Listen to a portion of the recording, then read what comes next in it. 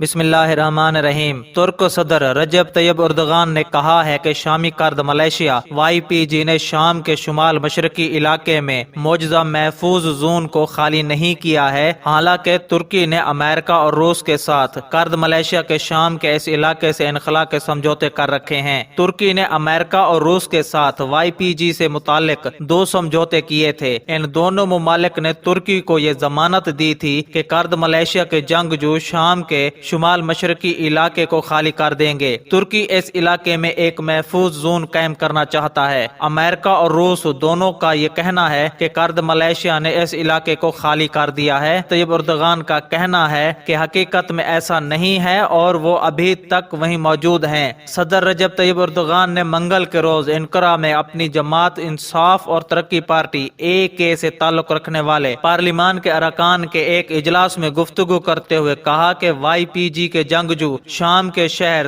تل رفت، منبج اور راسولین کے مشرق میں ابھی تک موجود ہیں۔ تاہم ان کا کہنا تھا کہ اس کے باوجود جب تک امریکہ اور روس اپنے وعدوں کی پاسداری جاری رکھتے ہیں تو ترکی بھی اس سے طے شدہ سمجھوتوں کی پابندی کرے گا۔